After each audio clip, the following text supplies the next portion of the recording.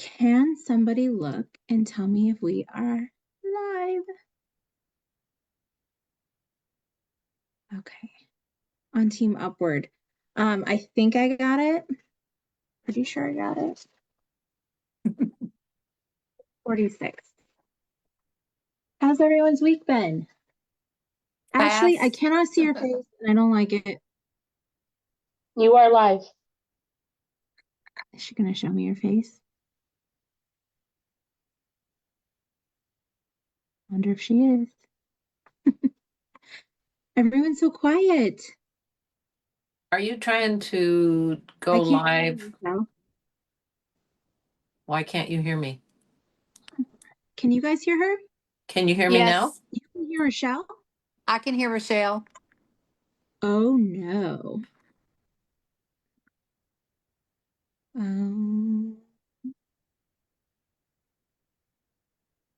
Why can't I hear anybody? Okay, say something. Can you hear me Me? now? You want me? Oh, there, I can hear you now. Can you hear me? Okay. Yep. Okay. Okay. Are you trying to go live on your page? Because it looked to me like it came up on your page. No, No, it's in upward.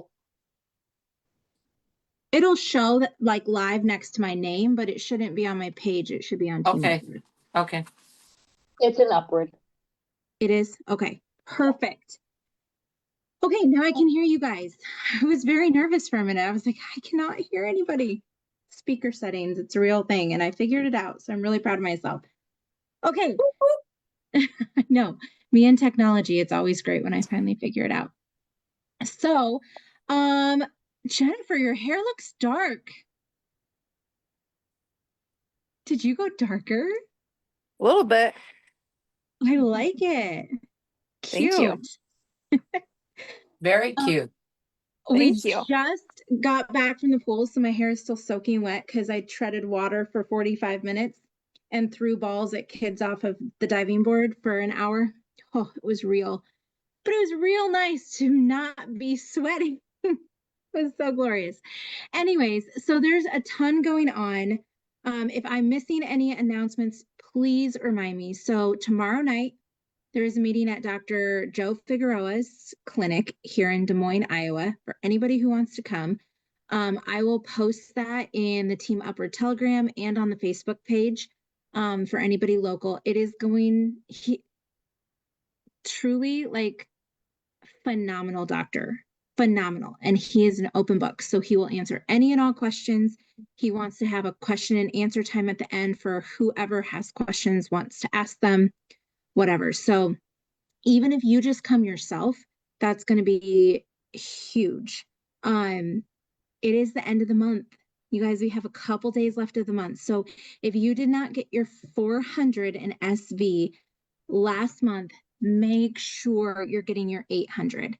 And I don't know about Amy. I don't know like if people have been connecting people to her, but I have gotten very few connections, which makes me very, very nervous for you guys. Not like I'm some rock star that can handle like that just has these magic words, but we know that there's magic in third-party validation. So these last couple days of the month, throw people into group chats. Like you don't have to set up a time to have a phone conversation because people are super, super busy, but you can put people in group chats and be like, hey, I just really want you to hear Jalen's story. Like she was a migraine sufferer. And then when I'm listening to that as the person that is on that chat to validate for you, I know my assignment. Okay.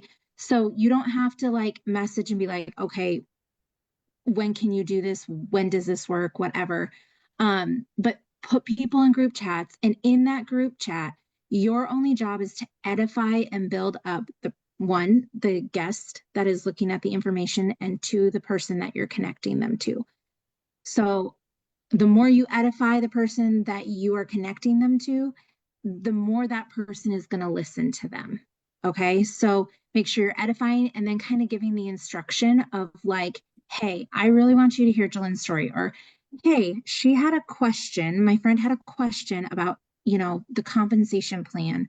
Or what's the best way to get started when she's suffering from multiple different things and she doesn't know, like, budget wise, what's the best thing or whatever. So the person that is third party validating for you knows exactly what the assignment is, what you're wanting from them. But I would highly, highly, highly, highly focus on that. The people that have connected me, I wrote them all down. I went through my phone tonight, and the people that have all connected me in the last 2 weeks have had 100% sign up rate, 100%. So that's legit. And it's not just me. It's when you're connecting to anybody. Like Phil and Karen are incredible, and Ashley's incredible, and Jennifer's incredible. Like we're all able to be third party validation. So just make sure you're connecting. Another thing that is going on, and we're going to talk a little bit more about this tonight on the One Person Big Difference call. But Dallas, who is registered for Dallas? I know Phil and Karen are, because they're like registered before they ever leave the last event. I love it. So we have Jolyn is registered, right? Yes. Okay. And Rochelle. And P.S. Rochelle turned 70 years old. And it blows my mind because she is the youngest 70-year-old I've ever met in my entire life. And I'm so glad, like, she's a friend of mine and I love it so much. And I totally missed her birthday party because I was on a plane and it was like the worst flight of my entire life. So I would much rather have been at your house, Rochelle, than on that flight. But happy birthday. I hope you had a wonderful day. But Thank sorry, you. It was very, very nice. okay, good. I was like, I totally just told another woman's age to a whole group of people. Yeah, But thanks. but it's like seriously the youngest 7-year-old I've ever met in my entire life. No joke. I posted it all over social media, so I guess it I really know. doesn't matter. I know. That's why I was like, she doesn't care. She just shared it with the world. So it's totally fine. But I will just, can someone share something that is just like a win for them this week? It doesn't have to be LifeVantage related. Like it could be like, I got up and, went for a walk. Whatever it is. For me, the win this week was that I actually connected to people. I mean, that's been my focus this whole week, is just to start getting to know people instead of being on this mission of trying to get them to buy. And I found that I actually started enjoying it. It was like, oh, this is fun getting to know them a little bit. So I felt like that was a huge win for me. That's Dreading it. huge. That's a massive win. I love that. Well, you guys, I was at the League of Leaders event this last weekend, and Amy asked me to share some of my takeaways. And I'm telling you, you guys, this was like, I've done a lot of personal growth and development over the last 8 years. I have invested thousands and thousands and thousands of dollars into trainings and social media trainings, or Eric Worre's GoPro, or personal growth and development. And I'm telling you, this takes the cake. Like, this was the most incredible event I have literally ever been to. So we got there and they gave us like this box with like pretty little pull tabs and like this massive book that we literally filled out the whole thing in a day and a half. And it has cards. And what I am going to be doing is going through this. And we're actually talking of the five of us that were there in the One Person Big Difference team, doing this for the whole group. So how many of you have read 7 Habits of Highly Effective People? Rochelle has. And Phil, you said you had? Okay. I thought I had. Like, I've had the book in my Audible account for 8 years. And I went back and I was like, I was selected to go to this thing. I should probably brush up on like the book and what it's about. And I opened the book and realized, oh, I've only read like the first 2 chapters. And by read, I mean listen to the first 2 chapters. So the last month or so, I have been, every time I go for a walk, I've just been putting it in my ear and listening to it while I walk. And what was crazy is I had no idea where I was in this book. No clue. I couldn't have told you if I was on chapter 5 or chapter 25. I don't know how many chapters are in the book. I still have no idea. But what was crazy is I got to Salt Lake City. I walked Friday night. I got up Saturday morning, which our event started at 8 a.m. Saturday morning. And I got up and walked, and I got to the stoplight right outside our hotel.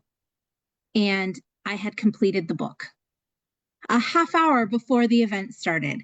Like, every part of it I have now listened to and watched. And I had no idea where I was in it. And I was like, okay, that's pretty legit.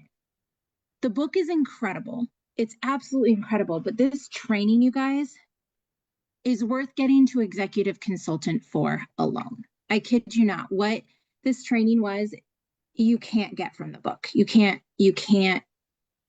get everything that was in this training from there. But a couple of the key things. So the 7 habits, I'm going to go through them real quick, is be proactive is habit 1. The second habit is begin with the end in mind. Habit 3 is put first things first. Habit 4 is think win-win. Habit 5 is seek first to understand, then to be understood. Habit 6 is synergize. And habit 7 is sharpen the sword. Sharpen the saw. Sorry, not sword, saw. And we went through each and every one of those habits in depth and filled out all kinds of stuff. And this book is full of all kinds of really, really, really personal things. But I think the overarching theme of everything over the weekend was, 1, you're not the only one struggling in your business. Like, I am in a room of people that represent $500 million in sales. Not million, billion. With over $30 million being paid out in commissions to just the 20 people that were in that room. And every single one of them had struggles. And I hope you don't take that to mean like, oh my goodness. So you're saying even when I'm an executive, I'm still going to be struggling with this business. Do I want to do something that I'm always going to struggle at for the rest of my life? No, that's not at all what I'm saying. And I don't want you to take that away from this. What I'm saying is that growth is always hard. Like, growth is always challenging. And I'm trying to get away from that word hard. I don't know what I think of the word hard. I haven't quite fully decided yet, but there's challenges to it, right? And so much of it is mindset. And we just keep looking to the left and looking to the right and watching people like Courtney Watkins, who's like going EC3 in 4 months in the company, or Daniel Song, who went EC3 in 2 weeks or something insane, or, just the comparison game. But what I was reminded of is everyone has their battles, but also like, and especially for the people that have been here before the Mind Body launch and the people that have come in since the Mind Body launch, there's 2 different perspectives of this company. But what I was reminded of, and what Skip Campbell, who is a presidential consultant in LifeVantage, very graciously reminded all of us of, is the biggest product that we have in this company is not NRF2 or Mind Body or collagen. It's our business. It is our Evolve compensation plan. And I think the biggest thing I walked away from this event is our company is investing so much into us. Like, They had Franklin Covey at this event, and they took us out go-karting, which you guys, we're going to talk about that on the One Person Big Difference call. So crazy and so cool, to the point where I'm taking my son and his friends for his 16th birthday on Wednesday, go-kart racing, because I'm going to beat them all. And it's going to be so much fun. I'm going to love every minute of it. But I'm not kidding you. Like, there are so many parallels to this, and they're just making these better and better. And so when you get to executive consultant, that should be the very, very, very first thing that you decide to do in your business is go to this training. The two that really, really stuck out to me was put first things first. And that was really all about, you know, the big rocks and the little rocks. You know, we've all seen the demonstration with a bowl, and you have these big, important life things. But if you fill the bowl with sand first, you're not going to be able to put the big rocks in the bowl, right? Has everyone seen that illustration? But then if you put the big rocks in first and then fill in around it with the sand, and I think we're all guilty of focusing on the sand versus focusing on the rocks that are so uber important in our life. So a couple really real things. I have thought for the last, I don't know, probably 6 years that LifeVantage is destroying my health and my mind. And like doing network marketing is the hardest thing I've ever done in my life. And in some ways that's true, but also it's me. It's not network marketing. It's not, you know, the way we get paid or what we have to do in this business to be successful. It's truly that I wasn't putting first things first. I was so scared and so fearful that if I focused on me for half a second and took my eyes off my business, the business would crumble. And something that kept playing in my mind over and over and over again is we have to slow down in order to speed up. We have to slow down in order to speed up. And I loved what Rochelle said is that a win this week is that she's having intentional conversations with humans, not about our products and not about our business and not to get them, just to build a relationship with them. And what she's going to find is that is going to speed up her business faster than anything else you can possibly do. Is simply being in relationship with more people instead of just trying to talk to 50 or trying to talk to 100. If you have intentionality with 10 people, that's going to be way more successful than you just cold messaging 100. And so I printed off, and I'm going to make a book out of this. Where did I put that? I've lost it already. Goodness gracious. Oh, here it is. So he has these pages, and this is one of the biggest things that I've walked away with is planning our week. And he's like, every Sunday for the last 30 years of my life, I have planned my week. And I was like, oh, gut check. I used to do that. And when I did that, life looked very, very different. But one of the things that I have gotten very, very intentional about putting first things first is I started 75 Hard. I don't know, 3 or 4 weeks ago. I have no idea. And there's this mental component that I have tried it multiple times. The very first time I did it. There was no excuses. I never had to start over. I never had to redo it.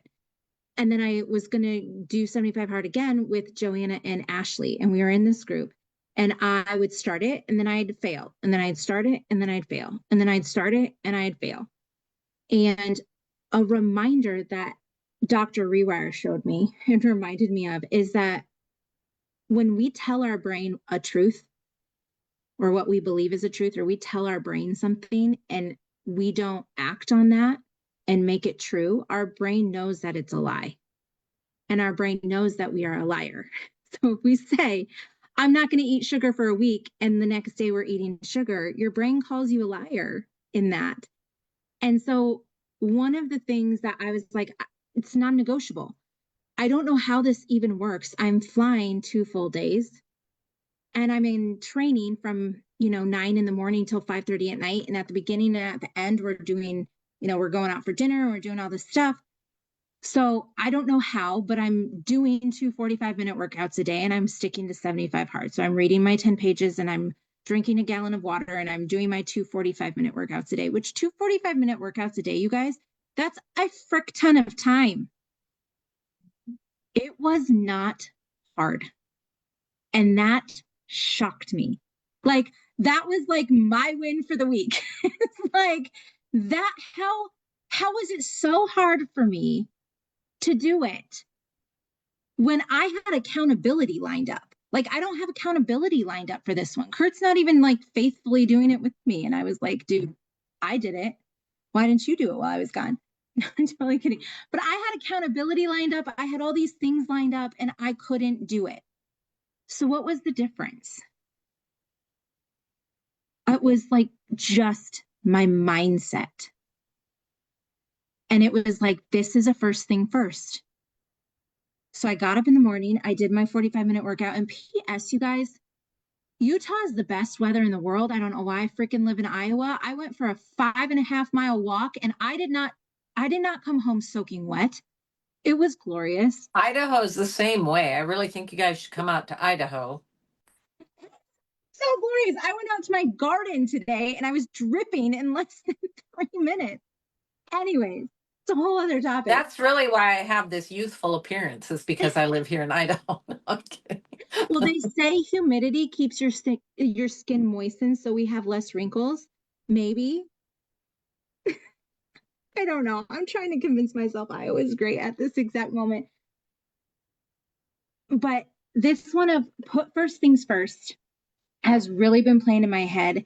And when I was constantly lying to myself, I was miserable. I was unhappy. I was going to bed at bad times. I was not taking care of my kids the way I should. I wasn't loving on my husband the way I should. I was, I think, on the verge of depression, and I had anxiety. I had never had either one of these two things before in my entire life. I didn't even know if that's what you would call them that. I think at one point I even asked Jennifer, is this what depression is? I don't even know. I remember actually laying on her table, like looking at the light above me, like, I don't know if that's what this is. I don't know.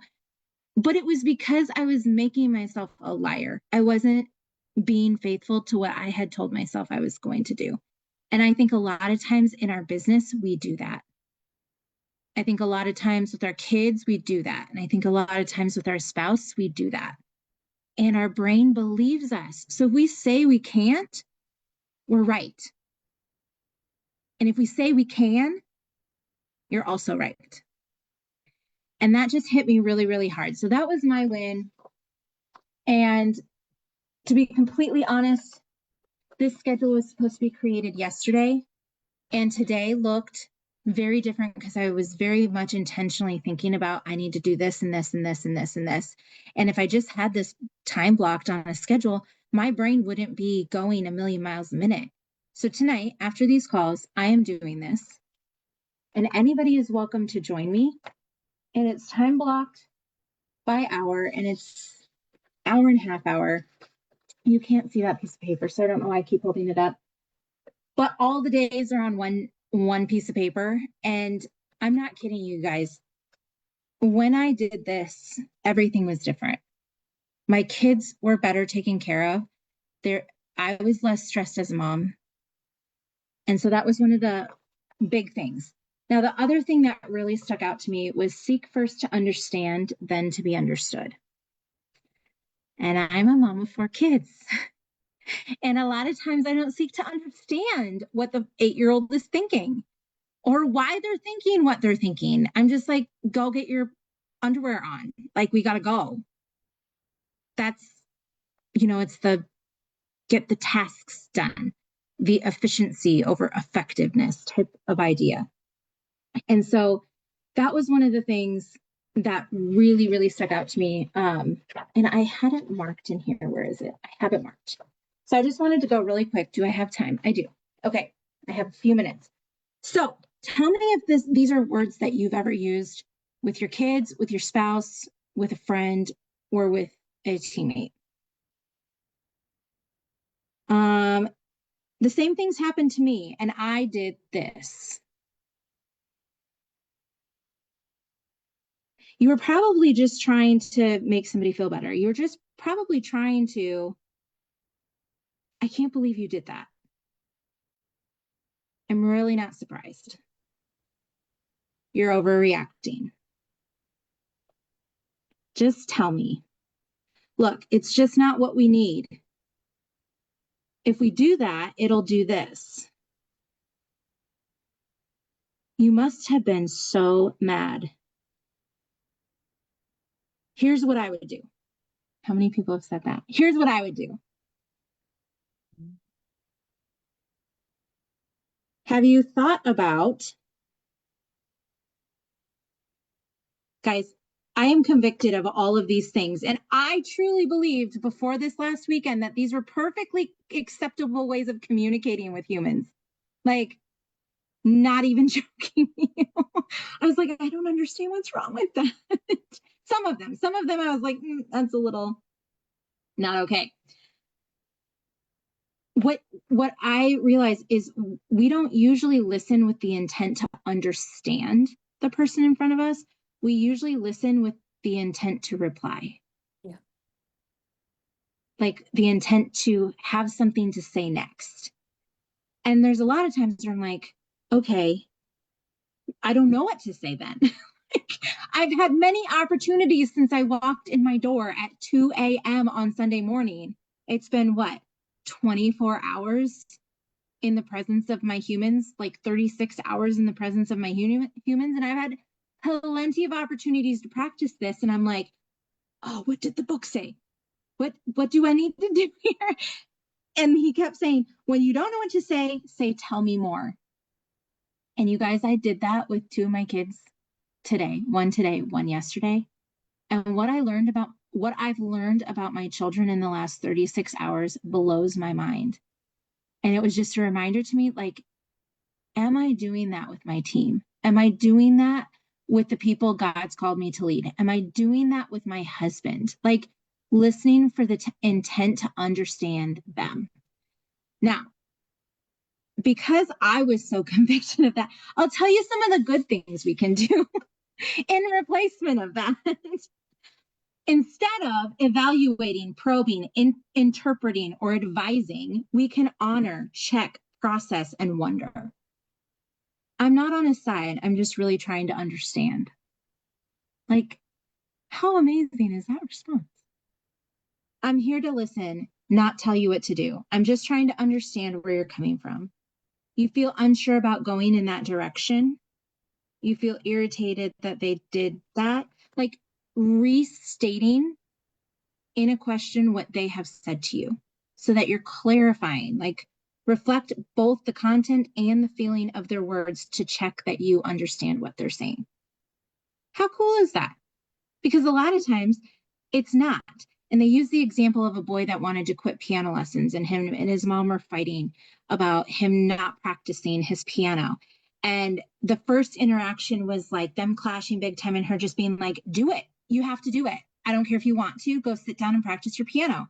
And the second time it was like, oh, but she got to the root of like, the teacher always marks the negative stuff, and he'd really like it if she would put marks on the things that he's doing right. And he's so afraid that when he sits down to the piano in front of his teacher, that she's going to just point out all the negatives.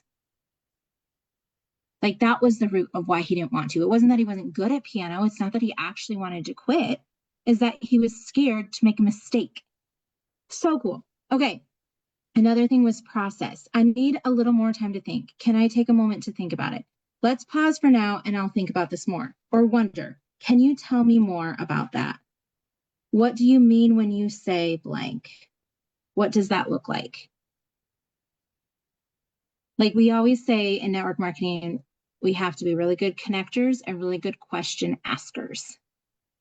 But asking the right question is just, I don't know, maybe it's just me. I'm just like way behind on the game. But autobiographical listening comes from your own perspective, and empathic listening comes from a place of wanting to understand.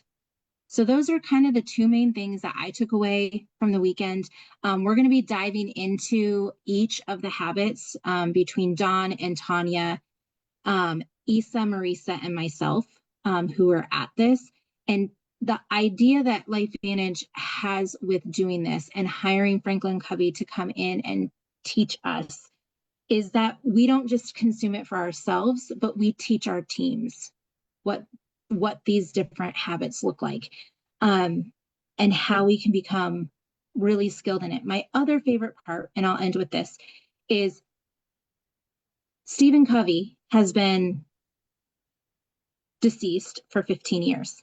The guy that came and did our training, his name's Todd, and he's been in Franklin Covey for 33 years. So he spent a lot of years working directly with Franklin Covey or with Stephen Covey.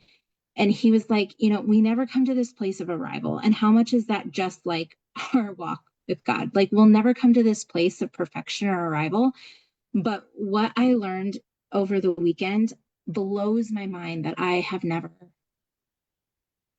understood or processed or whatever this way. Like, it's just crazy. So I hope any of that made any sense at all. It was just kind of a huge brain dump of so much information. But you guys, we have two circles. There's a circle of concern and there's a circle of influence. And we all, I think, have been living in this circle of concern where we just need to go back to the circle of influence and focus on the people that we have influence with, our kids and our spouse and our friends. And you guys, we have the greatest gift in the world to share with everybody. In my opinion, and it's not everybody's opinion, but my opinion is the greatest gift in the whole world we can share is the death, burial, and resurrection of Jesus. But the second biggest thing I am convicted to share with the world is the fact that there can be freedom on this earth. Yes, we live in a broken world, but there can be so much beauty and life that happens here. And we have the tool to give that and to help that happen for different people. So that's everything I have to share. I hope you hop on the next call. Love you guys. Bye.